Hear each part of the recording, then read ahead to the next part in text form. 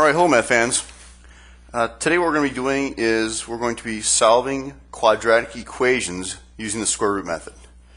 Alright, so solving quadratic equations using the square root method.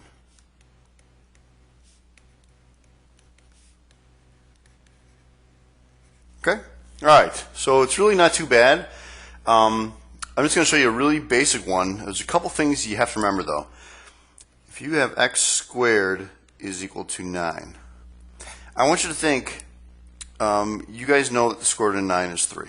Okay, we've done that already. But I want you to think, what number can I put in there for x? When I square it, it becomes 9. Okay, I can put 3 in there. But I can also put what? I can put negative 3 in there. Because remember, again, if you put this in parentheses, if you square negative 3, you also get 9. So when I'm solving these equations, and I take the square root, because that's really what I'm doing, is I'm taking the square root of both sides, I get x equals plus or minus 3. And please do not forget that. You have to remember that plus or minus. That is so important. When you take the square root, okay, so I'm going to even write this. When you take the square root, don't forget plus or minus. That is so important. Because if you forget that and you give me one answer, I'm going to mark every single one of those problems wrong. And you might have like 10 or 15 of them on a quiz.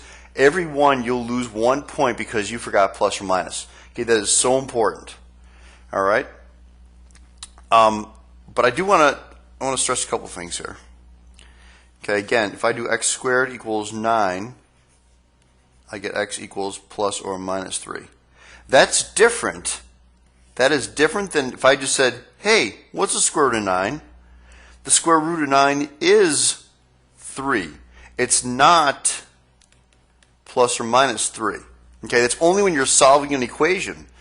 All right? It's very important. Only when you're solving an equation, it can be a positive or negative 3. If I just say, hey, what's the square root of 9, you're just going to tell me it's 3. It's not negative 3. Okay, so let's start out with some problems here now. Our main goal, this is important, is to isolate the squared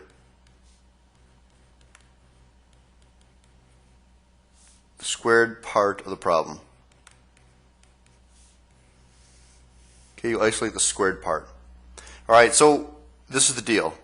If I have x squared plus 3 is equal to 19. Our goal is to isolate that x squared, okay? That's it. You isolate the x squared. So in this case here, I'm going to subtract 3 from both sides. And you have x squared equals 16. Once you've isolated, now I take the square root of both sides. So remember what I told you, if you take the square root of both sides of an equation, x comes out to be plus or minus 4. Because if I think about it, or if you think about it, if you take a 4 or a negative 4 and put it back into that problem, you'll get 4 squared is 16, negative 4 squared is also 16. 16 plus 3 is 19. That's why you get 2 answers. Okay, so you isolate the squared part first, and then the last, this is your, well in this case here it's our last step, is you just take the square root of both sides. Alright, so let's try a couple more problems here. Alright, 2x squared minus 3 is equal to 47. Alright, so what you're going to do, again, you want to solve for x squared. So it's really like solving for x. You don't treat anything differently. You just like solving for x. And what we're going to do is we're going to add, you always do your add and subtract first, so you add 3 to both sides. So you get 2x squared is equal to 50. Right? Don't take the square root yet until you isolate it. You can divide both sides by 2. I get x squared equals 25. Now it's isolated. Now I take the square root of both sides. X equals plus or minus 5. And that's your answer. Okay, it's really not that bad. It's relatively mellow here. Okay, so let's try a few more here. And sometimes you might get a fraction. Sometimes you may get. I don't really want any decimals here, unless it actually says round to the nearest hundredth. Otherwise, everything is going to be in as a fraction. All right. So let's see. Let's try another one here.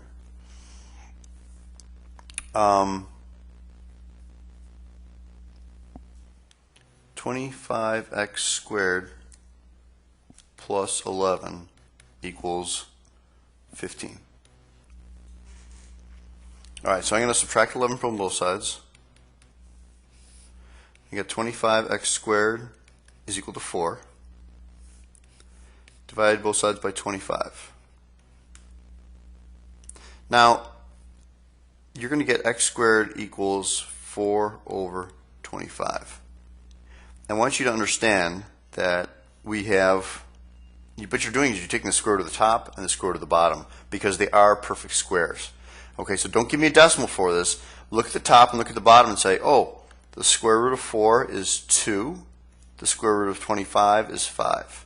Okay, is that my answer? Boo! No, because we forgot the plus or minus. And that's your answer. Okay, so if you have a fraction, and let's talk about that a little bit.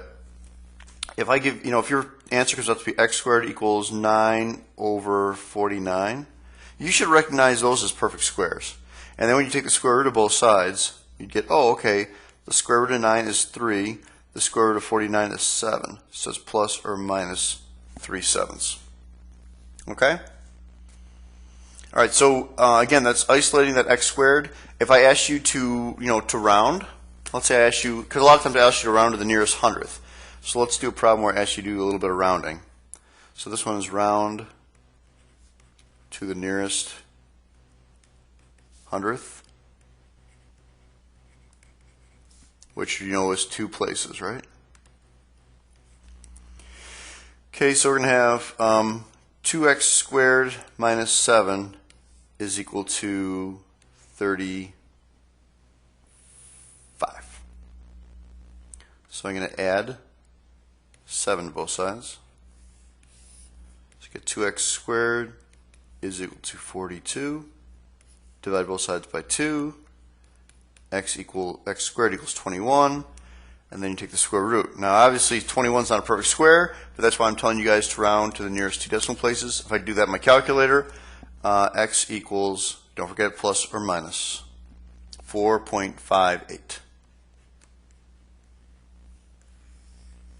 And that's your answer. Okay? So just be careful about what the question is. What is it asking? Is it asking you to round, or is it asking you, if it doesn't say to round, then just make sure you keep, again, if it comes out to be the square root of 81 over 4, you should say, oh, okay, square root of 81, type in your calculator. And well, you know the square root of 4. Actually, you should know both of these. So you get 9 over 4. Oop, 9 over 2. Sorry. Okay? And that's plus or minus because, of course, if it's an x squared equals. Okay? So that's some basic problems here. Let's talk about a certain type of problem. What happens if I get 2x squared plus 10 equals 6? All right, so we're going to subtract 10 from both sides. We get 2x squared is equal to negative 4. We divide by 2. We get x squared is equal to negative 2. Okay, so remember, if I ask you to round to the nearest hundredth, but if you type that in your calculator, type in square root of negative 2, remember what happens with a negative. Okay, you wind up getting an error. Okay, so technically, the square root of negative 2 is undefined. That's important. The square root of 2 is undefined. So if you have an equation, your answer is going to be no solution. It's technically no real solution because we're going to do something later on in Algebra 2. We're going to talk about imaginary numbers. All right. But for now, you can write no solution is fine. But think about it. There's no number, right? If I have x squared equals 2, negative 2, there's no number you can square that'll give you a negative value. It's impossible, right? As far as the real numbers go. Because let's even do something more realistic. X squared equals negative 4. Right? You can't square a 2 and get negative 4. You can't square a negative 2 to get a negative 4. So the answer to these problems is no solution. Now, how do you recognize that? Well, in order to recognize it, you actually have to completely solve the problem. And this is the deal. If you, after isolation of the x squared, and it equals a negative number, okay, if you ever get this to this point right here, where x squared equals a negative number, then it's no solution. You don't go on anymore. You don't do anything else. But don't be fooled if I have like 2x squared minus 20 equals, negative 8. And you're like, oh, geez, no solution. That's not correct because I didn't isolate the variable first. So I'm going to add 20 first. So I get 2x squared equals 12 divided by 2. So really I get x squared equals 6. All right, so you've got to isolate that first. And then, of course, if I do that on my calculator, I should run to the nearest hundredth.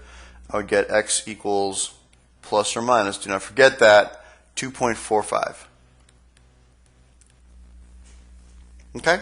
So that's pretty much how you do those kind of problems with if you have negative values. All right, so let's talk about just one more, little more complicated problem. If I give you guys something like this, x plus 3 quantity squared is equal to 16. All right, what you're going to do is, remember the first rules I taught you, you're going to isolate the squared term. So isolate the squared term. So this is the deal. It's already isolated here. That's the squared term. So we'll get to ones that are a little more complicated, but that's the squared term. So you're going to say x plus 3, you're going to take the square root of both sides. So you're going to say x plus 3, because the square goes away, equals plus or minus 4. All right? So now you really have two problems here, guys. Your first problem is x plus 3 equals 4, and then x plus 3 equals negative 4. So if you get into a situation like this, you set up two problems. And then we get to solve each one of these. Subtract 3 from both sides, so you get x equals 1. Subtract 3 from both sides here. And again, be careful you positive and negatives, guys. That's really important. And you get x equals negative 7. So those are your two answers. You're going to put in your answer blank. Okay, and I don't care if you write x equals 1, comma, negative 7. That doesn't matter. Or x equals 1, x equals negative 7. Doesn't matter to me. Okay, but that's if you, it's not as simple because the other one was just, hey, the answer is plus or minus 5, plus or minus 10, that's fine. Here, you actually are going to get two different numerical answers. Okay, so let's try a little bit more complicated of a problem. So if I give you something like 3 times parentheses x minus 4 squared plus 7 equals 34. Okay, so it's going to be, again, just like the other problem, obviously this is a little more complicated because you've got to do a little bit more here. All right, so this is the deal. You do not touch. So don't touch inside the parentheses. That's important. That needs to stay all by itself, and at the very last step, that's when you're going to take the square root and you're going to get rid of that parentheses. But this is just like saying this, 3x plus 7 is equal to 34. It's just the same idea. So how do you solve for x? Well, you subtract 7 from both sides, so we'll do that. So you get 3 times x minus 4 squared is equal to 27. So same thing here, right? I'm just kind of showing you what it would be like without all that other stuff there. And then your last step would be divide both sides by 3. I can divide both sides by 3. And that just cancels that out. It doesn't do anything inside that parenthesis. It just cancels it out. I get x minus 4 squared equals 9. And then now I take the square root because this is all by itself, right? See, that's what I was trying to do, is trying to get that box there. It's all by itself. Now I take the square root of both sides. And I get x minus 4 equals plus or minus 3. This is just like the last problem. And then you set up two problems. X minus 4 equals 3. X minus 4 equals negative 3. And I add 4 to both sides. So you get x equals 7. And add 4 to both sides here. X equals 1. Okay, so there's your answer, 7 and 1. But remember, you have to isolate that parenthesis first. Okay, so let's do one that's got some decimals in it. If I say 4 parenthesis 2x plus 3 squared minus 8 is equal to 24. Okay? And I'm going to tell you guys to round it to the nearest hundredth. Okay, well, I'm going to add 8 to both sides. So 4 parenthesis 2x plus 3 squared equals 32. Divide by 4. 2x plus 3 squared equals 8. Okay? And then you take the square root of both sides. So you have 2x plus 3 equals plus or minus the square root of 8. So now what I recommend you guys do, and we've done this already, is, well, we're going to have two problems, right? It's going to be 2x plus 3 equals the square root of 8, and 2x plus 3 equals negative the square root of 8. So as opposed to getting a decimal here, let's just solve it. So 2x is equal to negative 3 plus square root of 8. Divide by 2. Okay, and see this problem right here? We've already done these kind of problems. If I ask you guys to put this in your calculator, remember what you do. You type in negative 3 plus the square root of 8, hit equals, so hit equals here, and then divide it by 2. And you'd get 0.09, or sorry, negative 0.09. All right, let's solve this one. Let's make a little more room here. I'm going to subtract 3 from both sides.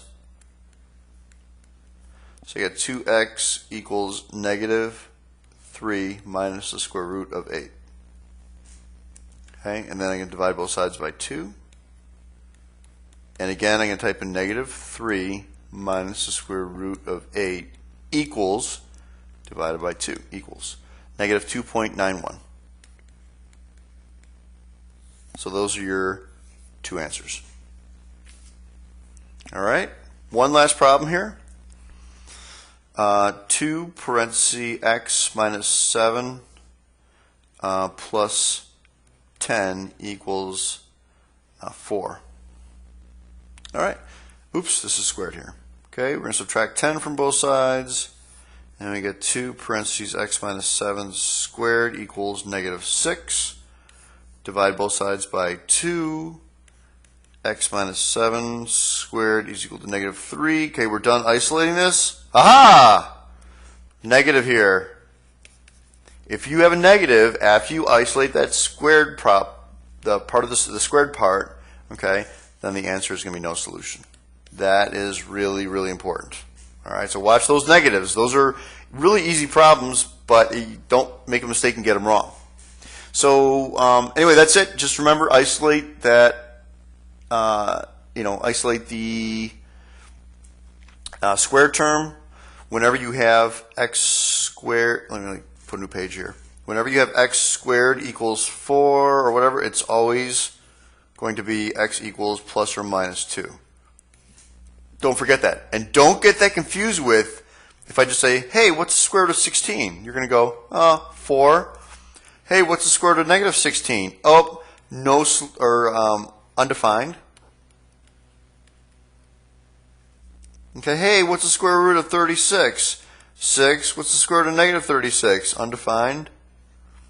X squared is equal to 36. What's my answer? Oh, it's in a problem, so it's x equals plus or minus 6. So if it's got an x with it, it's plus or minus. If it just says what's the square root of it, then the answer is just that number. Be careful about that. All right? That's it, math fans. Have a nice day. Goodbye.